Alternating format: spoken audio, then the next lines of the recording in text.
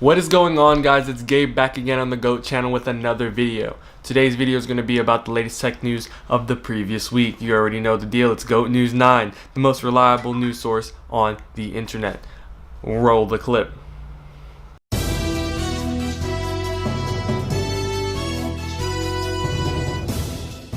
This past week, Twitch announced a brand new feature that will allow bigger content creators to support the smaller streamers out there. The feature, called Squad Stream, will allow 4 streamers to stream live simultaneously on one stream or one window. This would allow the bigger content creators to share their audience and allow them to host smaller channels at the same time. And this feature already builds on the hosting and the rating that is already on the Twitch platform. Twitch is stating that this service, basically this feature, is going to be most useful with the bigger mainstream titles, the Battle Royale, the League of Legends, Apex Legends. Basically because it's a more team-based game, there's going to be more opportunity for streamers to team up and share their audiences together and basically allow them to do a stream all together. And I think it's going to be really useful, especially for me since I'm a smaller streamer. I could team up with some of my friends that have a couple more followers than me, or a couple hundred more followers than me, and we could share the audience and we could basically have a good time like that. So Twitch is going to start rolling out this feature primarily to its partners first, and then the Twitch affiliates are going to come here soon after in the near future. So you're gonna see Ninja, Tfue, TSM Myth, all these big streamers using it first, and it's gonna be a good opportunity for them to basically get their audiences to smaller streamers. So we'll see how it's used in the near future. It's a feature that I'm excited about, of course, because I want my platform to grow as well.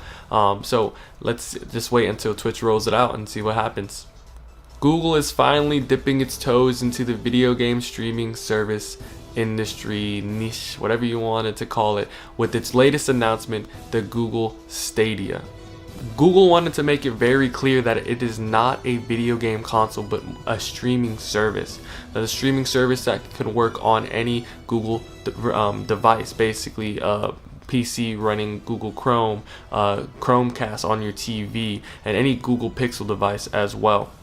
The Stadia will be able to run games at 4K 60 frames a second in HDR with stereo surround sound. This is insane. So this works by basically streaming from a server the game from a high-end PC to your phone or to your TV or to your computer, and it allows for really low input lag because they are I guess they're doing something with the coding that allows this to happen. Currently it only works over Wi-Fi, but they are hoping to get it on any 5G mobile network as well, and Wi-Fi being your Ethernet as well as just your wireless network. With the service, Google did announce a new controller that they're going to be selling aside from the actual service itself. It's basically going to allow a direct link to the data center instead of linking to your device that you have at home, to allow for a lower latency, faster response time, and basically better performance overall.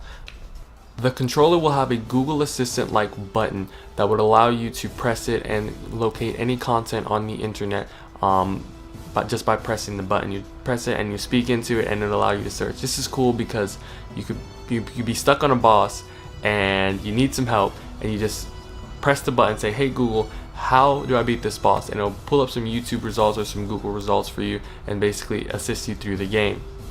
So this service, they understand that it's supposed to be like a Netflix or any just basic video streaming service where you want to share that content with you guys, where you want to be able to pick up where you left off just by putting the controller down and getting back to reality. And then whenever you're ready to pick it up, basically pick it up and you're able to go back to where you left off.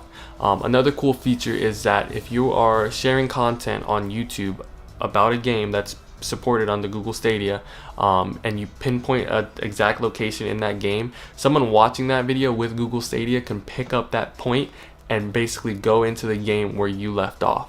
And I think that's crazy. Like, if they could pull that off and make it work, it's gonna change the industry for sure.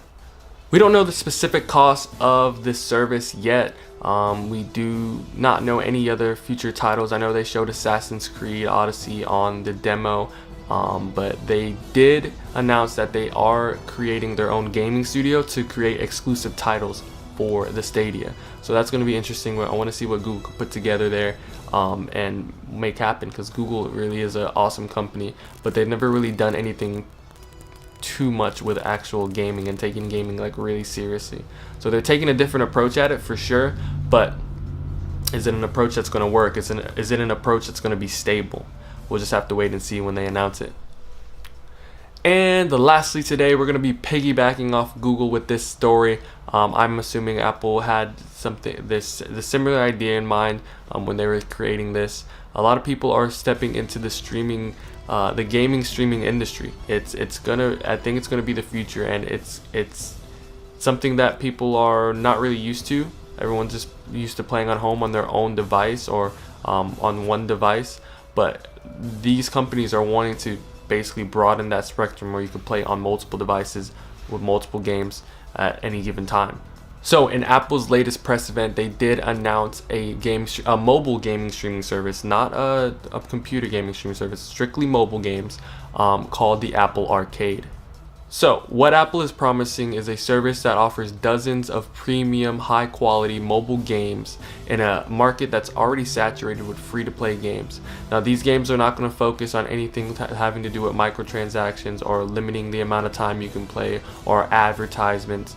It's going to focus on just strictly the art of the game and your gameplay, your direct connection with the gameplay, because a lot of games in Apple's market currently are free to play, but they're pay to win type situation. So you have all these microtransactions. If you don't pay to get the ad-free version, you're going to get ads every 30 seconds. It's really annoying, but Apple is here to fix that, hopefully, with this service. The service, just like any other streaming service, is going to charge a monthly fee. We're not sure of what the monthly fee is going to be yet, but we do know that with this fee, you're going to be able to play all your mobile games across all your iMac devices or all your Apple devices, basically your Mac, your Apple TV, your iPhone, any supported device that can play the game, you're going to be able to play it.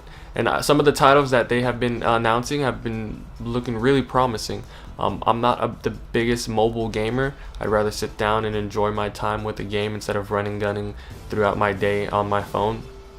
But a lot of people are stepping into the mobile game space. It's a huge market, of course. We've seen that from games like Clash Royale, where they just make millions and millions on microtransactions. So Google is trying to step away from this just to separate themselves in that market where they have more premium content and more basically hands-on. People are just focused more on the artwork of the game instead of just microtransactions and advertisements. So like I said, I'm not the biggest mobile gamer. We'll see what Apple does with that when it comes out in the fall. Of course, we have plenty of studios behind Apple trying to create games, mobile games that are high quality content that will live up to Apple standards. Well, alright guys, that is GOAT News 9 for this week. Thank you guys for tuning in. If you guys like what you saw, please leave a like below. If you like seeing content like this, go ahead and hit that subscribe button, smash that bell, do whatever you need to do to become a GOAT. Thank you guys as always for watching, and remember to stay great.